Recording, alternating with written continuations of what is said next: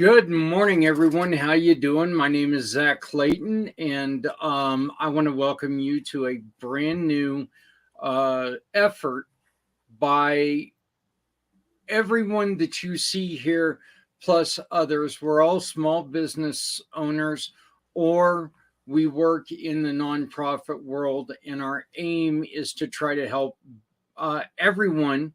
Um, Veterans and civilians alike in suicide prevention. Okay. I'm sorry, February 22nd of every year, I run a 22-hour program for our veterans.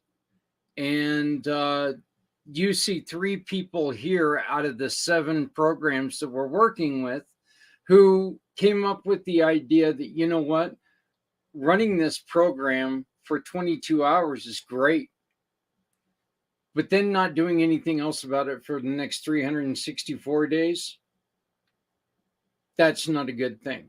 And so we've decided, we've come together, and yeah, we're going to talk about our programs because every single one of us, we do something different, and we can help out the nonprofits.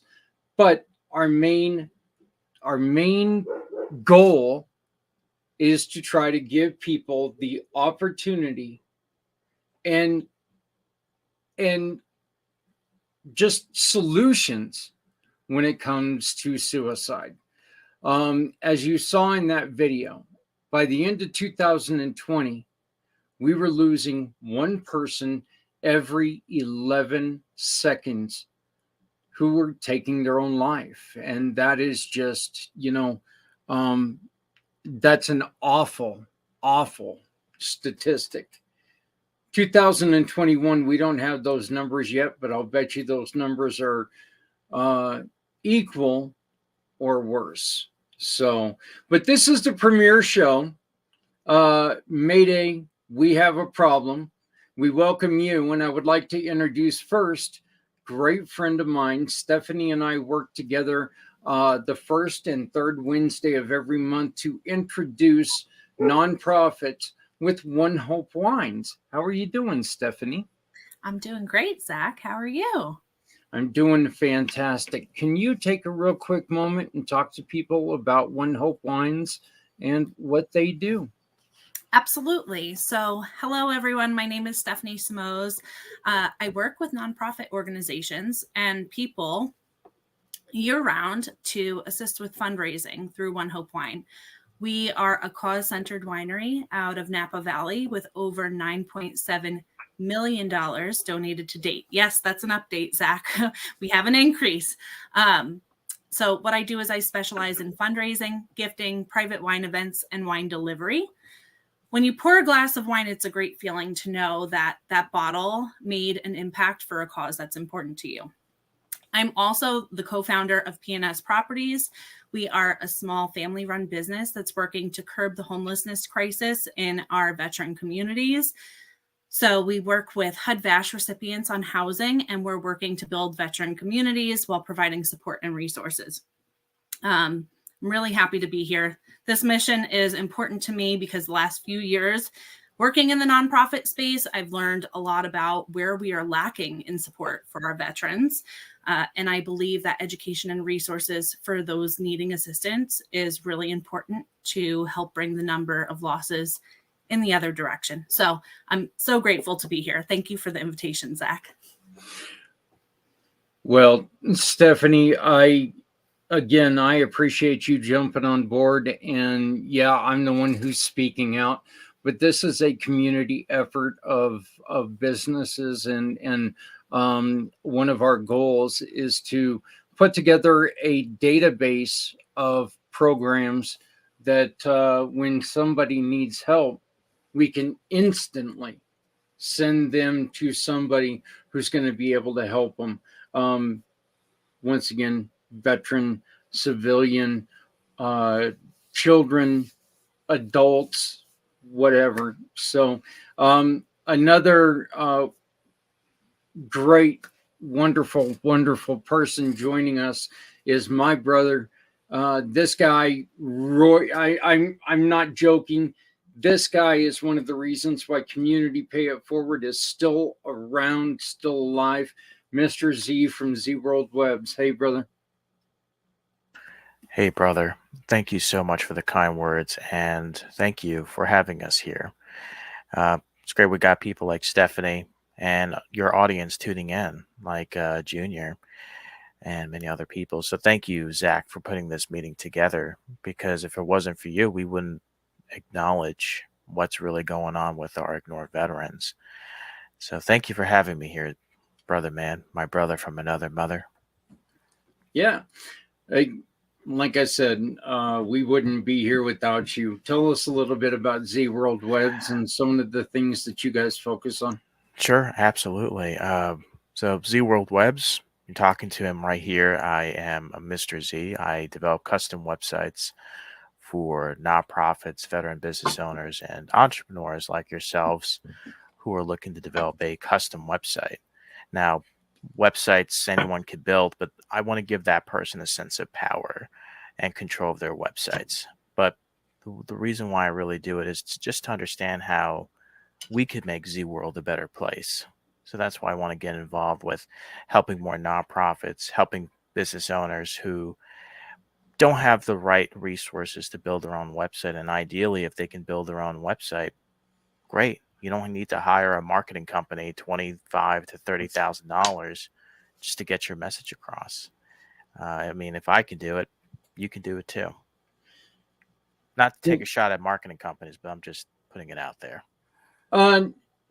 Tell us, and this is really important for nonprofits, and I don't want to turn this into a a nonprofit show all to itself, but tell us the reason why, one of the big reasons why you want to make sure that your website is ADA compliant. Well, there are many reasons, but the most important reason is that all information should be accessible for those who are either visually impaired, hearing impaired, I shouldn't say impaired, who don't have the advantage as we do. And this includes those who have motor impaired skills. I know there I go saying impaired again, but the point is people want to make their websites ADA compliant only because they want to avoid lawsuits. Sure, you could get a lawsuit, but that's not the main reason. Everyone has the right to visit websites, apps, buildings, or places if it's accessible for those who are on wheelchairs, for those who rely on a stick to travel around. And it's very frustrating, not to get off on a tangent, where there are parts in a subway platform where it's designated to those who are blind and people are standing over the yellow line that's for the blind people to tap their sticks in the right place. So what I'm going at is the reason why I'm focused on making websites accessible. Big shout out to Detective Trevor, who is an expert in that, is to make sure that everyone gets the information that you're trying to share without having to download third-party software or have someone read it to you. And I got to tell you, there's a lot of websites out there that are ADA compliant. And some people might say, do you hear yourself? I've been in the business for 30 years, and what you're talking about doesn't make any sense. With my there can't be people out there like that, can there? Hey, you know what? One of the biggest reasons why ADA compliance is so important is you got to remember, you know what? Everyone shops, whether their vision is not what mine is or yours is.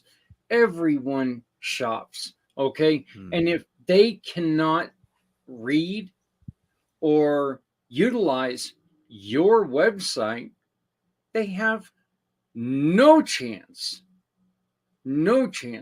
of shopping with you.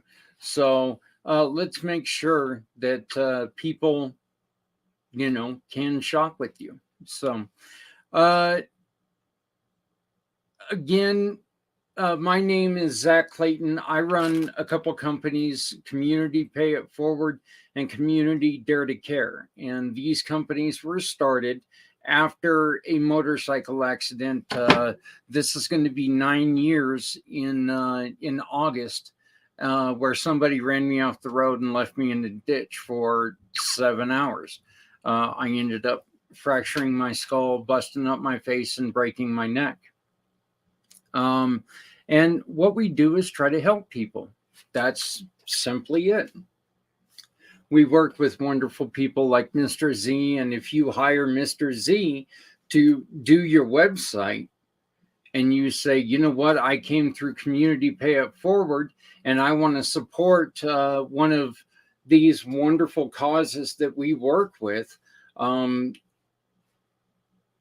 Z will give me a referral award of, and we're just going to keep the math simple here because I graduated from Kansas, so I need simple math. So if Mr. Z gives me $100, we're going to give anywhere from $80 to $100 or $80 to $90 of this to the organization of your choice. Speaking of organizations, we have Mr. Dennis Schrader, who is joining us. How are you doing, Dennis? I'm sorry, I thought that I sent the email to you. You know, you did send the email to me, and it was in the account for the Price of Freedom Foundation that I simply had not checked this morning. So I was sitting, waiting in another room and trying to figure things out. And finally, after 20, 30 minutes of old man frustration here, I finally got here.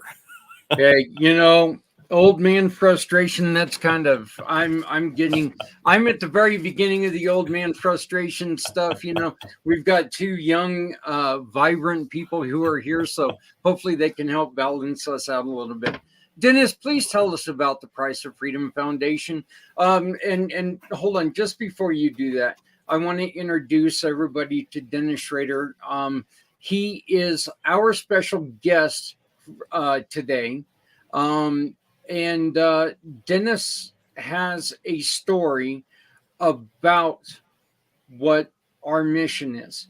And Dennis is a perfect example of somebody who found a reason to stay here, to stay on this earth. And after he tells us about his program, we're going to hear this story. So, Dennis, please tell us about Price of Freedom Foundation. Absolutely. Thank you. The Price of Freedom Foundation is a 501c3 nonprofit organization that is dedicated to telling the complete life stories of those who paid the ultimate price for our freedom, our soldiers, sailors, airmen, and Marines who died while in military service to our nation. And that's both active duty and reserve components. We do this by taking a deep dive and finding as many people who knew the fallen as possible, starting from childhood and going all the way up to their death, doing in-depth interviews with each of them, doing additional research, getting copies of things like the military records, but also things that talk about the personal side. So copies of personal letters that folks are willing to share, photos, videos, social media accounts, etc. We record all of those interviews with the intent to tell the story in a video documentary format. And we give all of that material to a writer to produce a written biography. Our intent on each of these stories is to produce a book of 150 pages or longer. Two specific issues or missions with this. Number one, with the book, the purpose is to provide for the needs of future generations, and the intent with the video is to reach as wide of an audience as possible. And we want to offer. We're currently working with 4 Gold Star families. We have produced our first book, which is now available. It's on Barnes & Noble. Don't know if it's populated to the other sites yet. Called Silent Soul, the Machinist Mate First Class Alfonso Abdal Amos story. And we will be giving hard copies of this book to the family and the people we interviewed at no cost to them at a ceremony probably in November So we intend to do that for each family we serve. So I think that wraps it up in as short and concise a manner as I can. But you had invited me here to talk about my own experience with being tempted to commit suicide, and the choices that took me and kept me here, right? First and foremost, thank you for what you do, because you do something that even the Gold Star families do not, they do not celebrate somebody who took their own life, even though there are times that their service is a big reason why their life was taken. Right. But Gold Star families do. Look, I'm not gonna sit here and talk bad about them, because it's very 501c3s are not easy things to accomplish. They're really not. But let me real quick run down the list of some of the other people, and I want to thank really quickly. I want to thank Jeremy York for allowing us to once again broadcast on Things Network. Things Network is usually about paranormal, and most of his shows he wants them to be about paranormal, but Jeremy really supports our mission on trying to help people through suicide, through all of this. So thank you, Jeremy. And Stephanie, it looks like we're getting some movement from your channels, so that's great to see. I also want to thank the Auxilia team. Nonprofits, if you're looking for a donor management system, get a hold of Auxilia. Let them know that we sent you, and we can not only help you do wonderful things with your organization, but we can also help support it just by hiring Auxilia. We've also got Mr. Trevor Gibbs. Mr. Z had mentioned him before. Look, we're not joking about ADA compliance. $75,000 if you get caught. And it's not by the government, it's by money-hungry lawyers. Nobody gets that $75,000. It's not going to go to help somebody, except for a lawyer. He's going to buy a new vehicle. We're also going to be joined by Mr. Richard Kaufman, which is one of the nation's top veteran podcasters. Richard Kaufman's got a great slogan. Mr. Z, you and I have talked about this before, but his slogan after he attempted suicide and talked himself out of it, he was going to drink himself to death, and thank the Lord that changed. His slogan is, "Today I decide." I think that's a beautiful thing. Today I decide. You tell us what you decided to do. Tommy Bob, he's got a wonderful program that he helps you lower your bills, and it doesn't cost you any money if he can't lower your bills. But his thing is, support your nonprofit by letting your bills pay you. And then another great friend of ours, Sierra Joy, Obsidian Assistance. Look, you guys are going to love her because she's so young, so brilliant, so vibrant. She's just great, exciting to work with. And our friend Stephanie has a meeting with her later on today, and I cannot wait for that meeting, because a lot of us are just introduced to each other. So but and look, we're looking for more people. If you have anything to do, or if you care about the lives of other people, all you have to do is contact us. Use that little QR code that you see in the corner, and you can come on and talk to us about a story that you have, a program that you have, a product that you have, because everybody heals different. So, Dennis, let's talk about your story, please. And Sure. just to let everybody know, look, a lot of these stories are going to be heavy, but they're true. And Dennis's story is a success story. Not Thank you all very of much. them are. Yeah, So, there's far too many who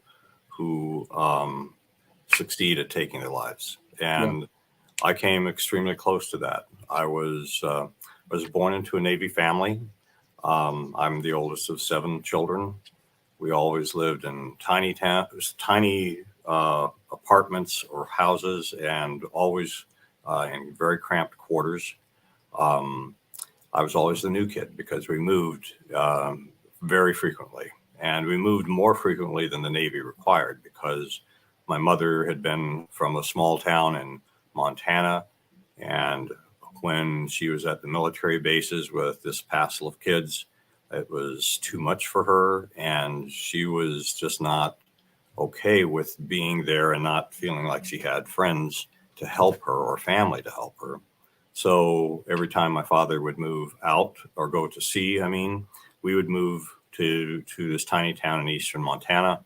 Every time he'd have a shore assignment, we'd go to wherever that was. Usually it was San Diego. So I grew up as the new kid all the time. I think I changed schools 9 times in 8 grades. And I quickly learned how to make myself invisible. Because it didn't matter which group of kids it was, whether it was, the Cheyenne kids on the reservation school that I went to in Montana, or the racial mix of kids that were at the Navy schools on the base, or the parochial schools off base. There was always a mix, and there was always somebody who saw the new kid as being someone that was easy to pick on, and that was me. And so I learned to just keep everything in, and to be as invisible as possible. When my father retired was at the time I was starting high school, and he had settled in Tacoma, Washington, and had sacrificed really to put me into the best school that they had in town, which was an all boys Catholic college prep school. And at the time that I was starting to get interested in girls, I now was in this new social setting, and all the other guys I was with had grown up and gone to the Catholic grade school. So they listened socially, the girls in town. I didn't have any of that. And I just had all these, I always felt like I didn't fit in, and I felt like an outsider, even there at the school, even to a degree amongst a very small circle of friends that I had at that school. And I just was so messed up. I was hating aspects of my life. And all of my anger and frustration was self-directed, inner-directed. So what happened was that somehow in this community, or our household, I happened to be alone in that house one day. And that was a rarity, because with 6 or 7 kids at that time, and my parents, it's like that almost never happened, because if my parents weren't there, I was the one responsible for watching my brothers and sisters. So I can't recall the specific circumstances, but I do remember very clearly that we all knew that my father had a loaded .38 revolver that he kept at the house all the time for the possibility of needing it for protection. Always had the hammer on an empty chamber. And I knew where it was. And I took the gun out. I had it to my right temple, and I had my finger on the trigger and was about to pull that trigger when the thought came to me.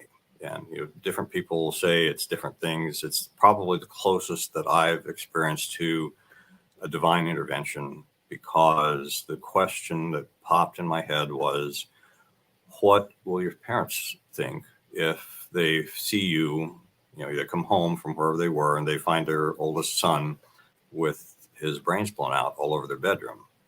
And I wasn't mad at my parents. I wasn't mad at them at all. I was mad at myself. I was mad at, I guess the world in a sense. And that thought was what kept me from pulling the trigger. I took my finger off the trigger and I put the gun away, and I never spoke to anyone about this for at least, I was 17. I was probably in my my late 40s or early 50s before I ever told anyone at all about this. And now, was that a one-time thing? Yes, it was a one-time thing where I actually made that or came very close to actually committing suicide. But I wrestled with the same inner thoughts or demons for all of my time in the military, and for a significant number of years after I retired from the military. So, it was a struggle, and I am blessed to say that I have not had those kinds of thoughts appear in my head for at least the last 10 years.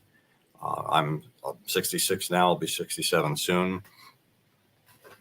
And I can't put my finger on exactly what it was, but I have a guess.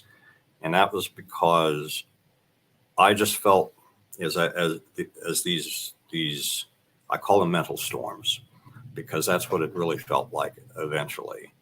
I would have these thoughts that were the absolute worst possible things you can think of to say to yourself about yourself, accuse yourself of. That was what was going on in my head. And depending upon the setting and environment I was in, if I was alone, I'd shout them out loud to myself.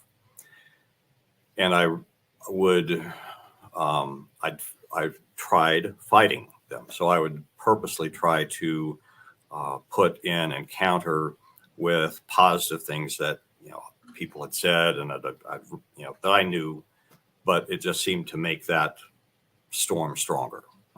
So eventually, I decided that because all of these times that this was going on, there was the temptation to go out and do something, jump off a bridge, run my car into, an embankment or whatever. And if I was out and about and moving around, there was a possibility I could have succumbed to that temptation. So what I eventually came to was a decision that basically two things. I was going to stop fighting these storms, but more importantly, that I was going to find a place where I could be still. And so that was my real commitment, was that, when I felt these storms coming on, I would just take myself someplace quiet, and I wasn't going to go anywhere until it was over. That was the commitment that I made. And these would go on. Sometimes they were very short in duration. They'd be maybe 10, 20 minutes. Most of the time they were much longer, 1-2 hours or so. But what I discovered was that if I let them go, if I didn't do this wrestling with them, that eventually they stopped. Like a storm. The storm passes. The storm rages and then it passes. So that's why I was. That's why I called it a storm, because it's like how just trying to figure out how to describe it to somebody else. That's the best allegory that I could come up with. And so, I come to this from the perspective of someone who came within that much of actually ending my life, because I'm quite certain that gun would have done the trick. But also someone who has wrestled with suicidal ideation, horrible self-talk for a very long period of time. And I think that I have at least some perspective on those who may be wrestling with these issues today.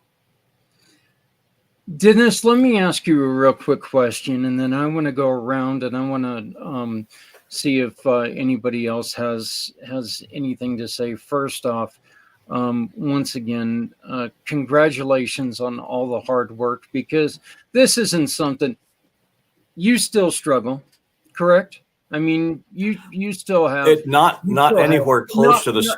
Not anywhere close to that. So I mean, I'll Right. I'll be frank and honest. I mean, my nonprofit, I'm not getting the kind of backing and support that we really need, and so Mhm. there's a temptation to be depressed about that. So that is a struggle, but it's nothing compared to what I was dealing with before, because I have learned over the years that I can Mhm. refocus and focus on the good things that we have done, that we've accomplished. And I can focus on those who are supporting me versus those that say they're going to and don't, or Yeah. those that we ask to and you never hear from them again. So I choose instead to focus on those who are standing with me, who have supported me, and who do support this cause. So from that perspective, I think that's a strategy that can help to minimize the whatever battle somebody's facing. No matter what it is, there's truth. A lot of the things that I was saying about myself and demeaning myself about were true. So that doesn't mean that the conclusion, therefore, is that you should end it all. That is not true. Mhm. There's equally there are other truths that are also present, and those are the ones that I focus on. The truths about those that believe in me, those that support the cause that I stand for, the people that that care about me. I mean, that's if I were to lose everything again, then there would be at least that I know that there are people who know me and who love me, and who, whether no matter what, at some point we all leave this life, right? Yeah. And I know that they will miss me, but it would be much more harmful to them if it was at my own hand, because they would be wondering, what did I do wrong? How could I have helped Dennis? How could I have helped him to make a different choice, to choose to live the life that he has, and not to end it? So that's the kind of strategy that I would say. And so when you say we all struggle, yes, we all struggle. But I will say that my mental struggles they pale in comparison to where I used to be. Yeah. Let me ask you a question, because this is where I was going with this. Your reason why was you thought about your parents. Yes. There are organizations like Healing Warriors that are creating these little packets that they have packages that they give to people who are displaced in the community or without homes. And one of the things that they also do is they offer veterans these sleeves where they can put a picture of someone that they care about inside that, and they can put it on their gun safe. This is something that this sounds like it would have helped you. Okay. And I know that there are a lot of people who say, well, that wouldn't have worked for me. But this is something that, you got to open that box with those people or that person staring you in the face. Right. You think this is a good idea? I like that approach. I really do. And you're right. Everybody has different motives for this, and so it really does depend upon that.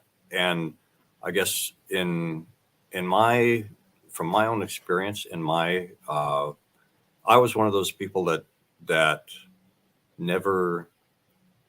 Nobody took me seriously, I guess is what I would say, because I spoke about suicide in sort of a joking way when I was in college. My college classmates often referred to me as Suicide Schroeder, but those were never times when I was actually thinking about actually doing something to myself. When those times when I really was having an issue with that, I spoke to no one about it. No one had a clue. And so I would say that for those that are wrestling with it, it's going to be easier to reach out and to offer your support and your love and your help. But I suspect that there's a significant number who were like I was, and that was you're dealing with it entirely on your own. You don't want to speak to anyone about it because you fear the consequences of doing so, and therefore, until the act happens, nobody has a clue. Mm-hmm. Stephanie, please join us and give us some thoughts. Dennis, thank you so much for being here and sharing. And I know this is not my first time hearing about your story, but every time you talk about these mental storms, I get chills. I love that you were focusing on those who are standing with you. I thought that was like a really important point, to bring back up. Got to focus on the positive. And I love that you're pouring yourself into these Gold Star families, because I think that's another way for you to really pour back, and to shed light on the fallen. The work that you're doing is incredible. And I really think that you're kind of taking that energy and refocusing to shed light for another family. And that's absolutely incredible work that you're doing there. I know you had mentioned previously when we spoke previously that you didn't want to share, along throughout these years, right? Because maybe opportunities for you would be taken away. Do you want to talk about that just a little bit? Oh, sure. Well, I mean, this suicide, I guess I call it an attempt because it came close to that, but happened when I was in high school. And I went on and got a scholarship to an ROTC scholarship for the Army to college, and then became a commissioned officer. And number one, I know that had I been seen for any mental health counseling when I was in high school, that scholarship never would have happened. That had I sought mental health counseling, this was in the late 70s and into the 80s and 90s, that there was a lot more emphasis at that time that the military was giving on trying to help people who are dealing with mental health issues. However, there was a structural and systemic problem with that. And that is that if you were seeking mental health counseling, if there's any hint of that you might act out violently towards yourself or anyone else, your security clearance at a minimum would have been flagged and sometimes removed. And what that means is that you are no longer competitive at all for promotion. So I knew that if this became known, and if this became known to anyone in my peer group or in my chain of command, that I would be ending my military career. And so that's basically why.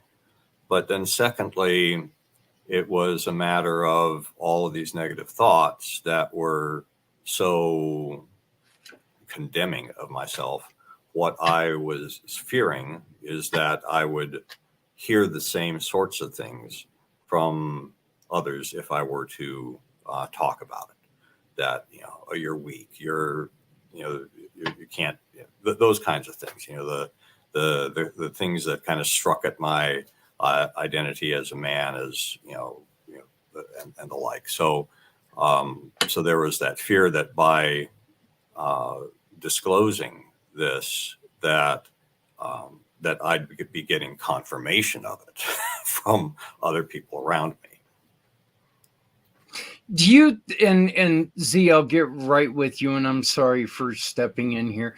Do you think that now, with the focus that we've got on mental illness, do you think that now it would be harder for somebody who's joining the service? Do you think it would be even harder now for them to get that officer promotion with something like that? With the record of a suicide attempt? Honestly, I don't. I've been out of uniform for a long time. I retired originally in 2000, so 23 years ago. I had a 2-year stint where I was brought back in 2011 to 2013, but that's again 10 years. And so I was not, when I came back as a retiree, we were not eligible for promotion. So I really don't have a good sense of what is involved and what they focus on in terms of officer promotions today, and really haven't for the last, almost 20 years. So I really can't say with any certitude. I do know that they've been making a lot of efforts to make it more acceptable for men and women who are serving to come forward and get the help that they need. And I'm hoping that they've addressed some of those structural issues associated with it too. But I really am not in a position to say for sure. Well, Dennis, from me, from my family to you, thank you for your service, and thank you for your success. Mr. Z from Z World Webs, please join us. Of course, glad to be here, bestowed upon Sergeant Dennis. Great to see you again, and kudos to you for what you're doing to honor our brethren. And it's great to see you. So my question, likewise. I know we spoke in the past about how our veterans are often, sort of forgotten in the past, but you have a way to go to the past essentially and honor our veterans or brethren, whether it's our great grandfather or great parents in the past. So my question for you, Sergeant Dennis, is what successes have you seen when you have been honoring our brethren? Like what gives you joy to this day to honor our brethren? Well, we have a small number of people that we've worked with thus far, but I will tell you that those that we have worked with, it's been very rewarding. And every story is different. Every situation is different. As when you think about it, every life is different.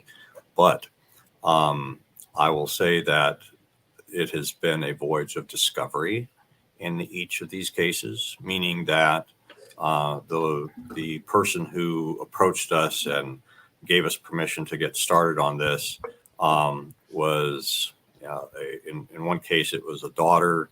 Another case, well, 2 cases, it was a daughter. In another case, it was a mother.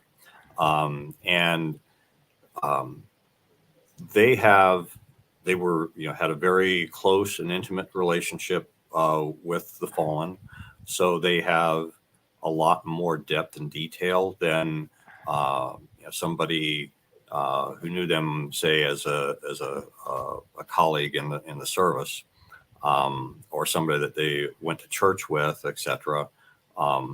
But in all of these cases thus far, as we meet with and interview others that knew the fallen service member that we're honoring, there's some level of detail, some of it more significant than others, but some level of detail that we're uncovering that the others did not know about. So I'll take, for example, our first story, that of Alfonso Abdel Amos.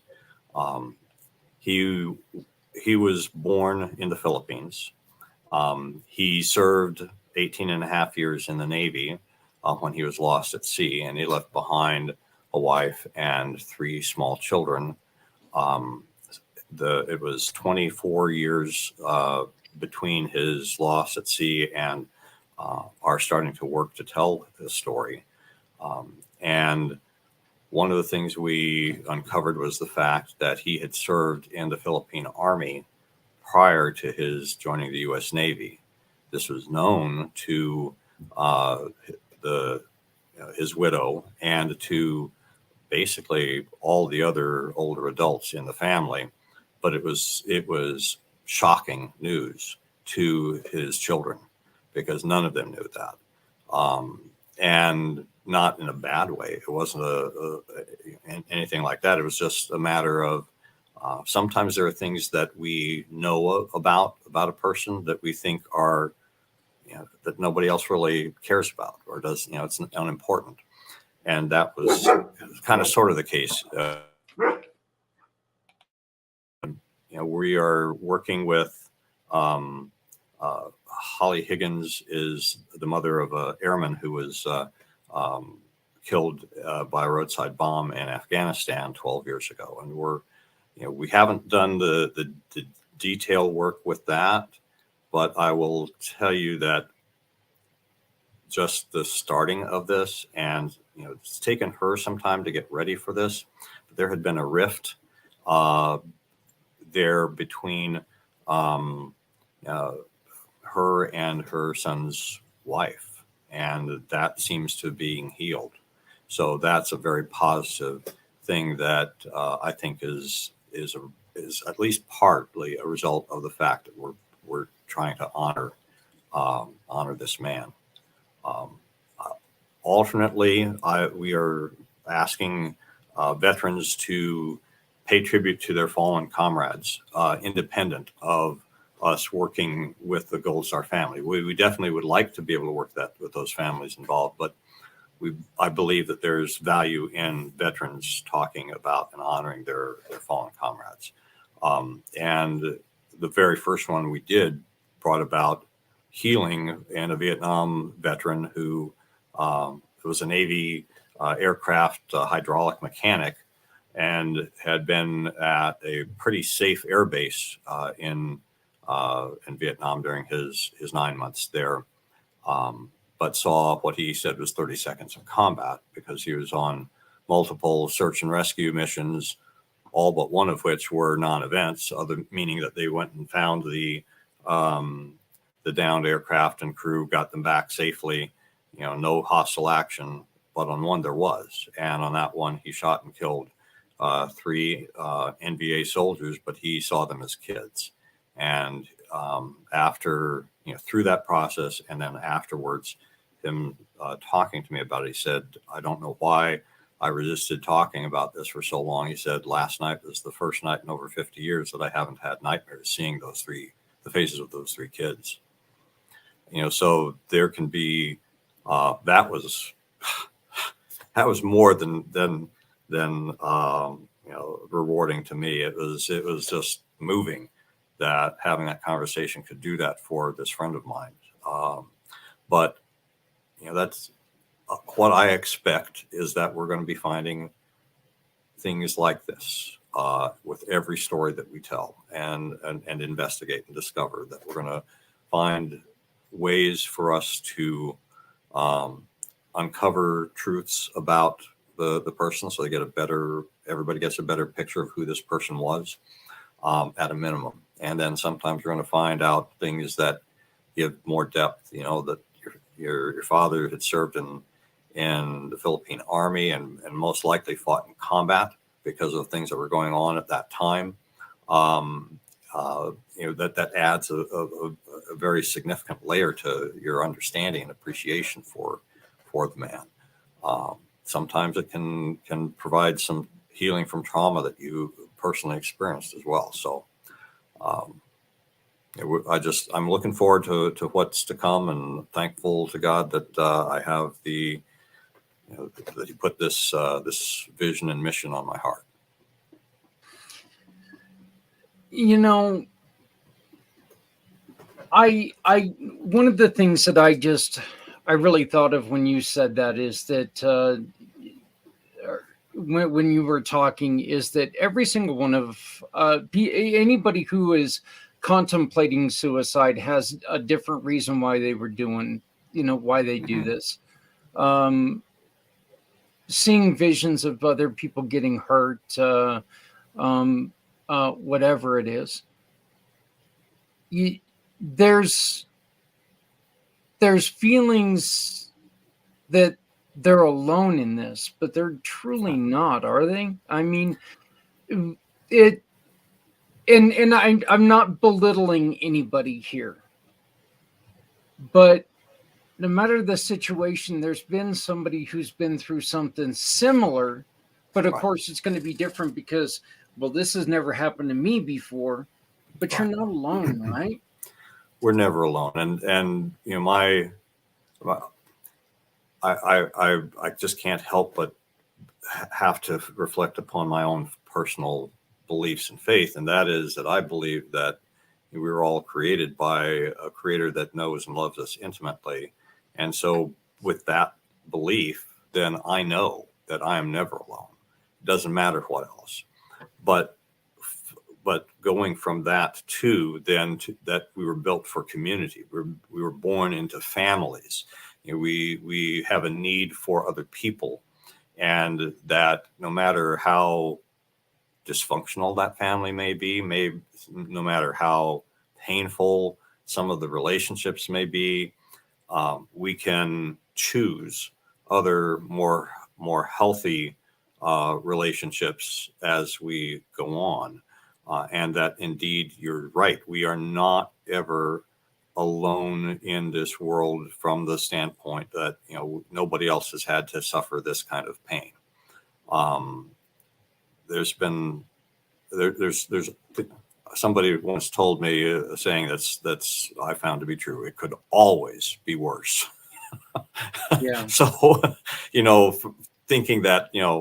thinking about my own stuff, it's like, okay, it could always be worse. It could be worse than this. So I'm going to choose to focus on what I can do. But yes, for that person who may be watching this possibly and thinking that, well, nobody would understand and nobody cares and nobody has been where I've been.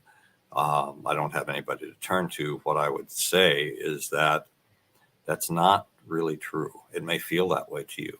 You may think that that's true, but I am 100% certain that there are people who are willing to, number one, listen to you, number two, care about what you're going through, and will do their very best to be in a place of empathy and understanding. Sometimes I think there's a distinction between feeling sympathy and empathy that we need to be careful about, because if somebody's feeling sorry for us and we're getting sympathy, that's really not helpful from the standpoint of helping that person to lift themselves up or to give them a hand up out of that muck or mire or whatever that they may be in. Somebody who has empathy, at least my understanding of that term and word, is that that's somebody who's been there or who is there right now with you. Mm-hmm. And you're kind of walking through that swamp or that pit or whatever together. And that's always more helpful. Well, in this, I know that Stephanie loves this, but this is where this line comes in so heavy that, no matter how softly you walk, you always leave footprints.